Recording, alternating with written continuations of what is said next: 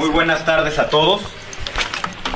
Como secretario de Hacienda he sostenido una visión objetiva de México y su desempeño económico, resaltando las fortalezas de nuestra economía y reconociendo las enormes deudas históricas que tienen los mexicanos. He reconocido también que México ha avanzado, pero también hemos reconocido que hay mucho que hacer para mejorar las condiciones de vida de los mexicanos que menos tienen. Permítanme hacer los siguientes comentarios. Primero, la inflación general en México en esta última década es mucho más baja de la que sufrimos en los 80s y los 90s. Como ustedes pueden apreciar en la lámina que me acompaña, la inflación en la década de los 80s acumulada era del 15,000%, la inflación acumulada en la década de los 90s era de 400% y la inflación acumulada en la última década fue de 55%. Para tener una idea de lo que estamos hablando, imaginemos algo que costaba 10 pesos al inicio de la década de los 80s, al final de esta misma década costaba cerca de 1,500 pesos.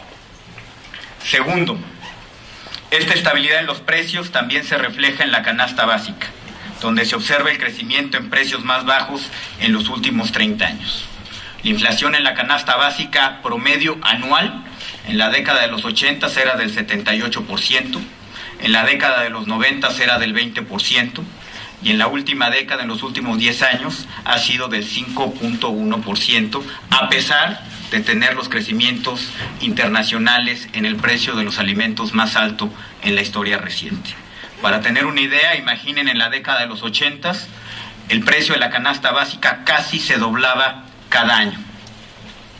Actualmente, la inflación del 5,1% de la última década, la inflación promedio, es la más baja en los últimos 30 años.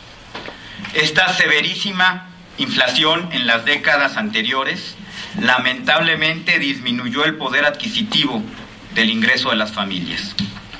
Como ustedes pueden apreciar, en la lámina, el poder adquisitivo del salario mínimo en la década de los 80s cayó un 50%. En la década de los 90s cayó otro 35%. Y es hasta esta última década donde tenemos un incremento de 2,4%.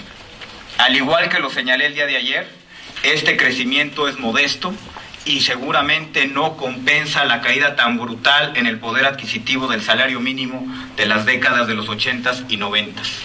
Pero es claro que la recuperación del poder adquisitivo del salario mínimo comenzó en esta última década.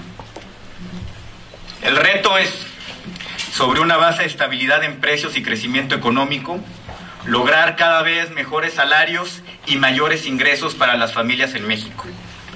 Que la inflación no destruya patrimonios, que podamos sacar de la pobreza a las familias que nos demandan acciones oportunas y precisas, que podamos ayudar a las familias en México a construir un patrimonio.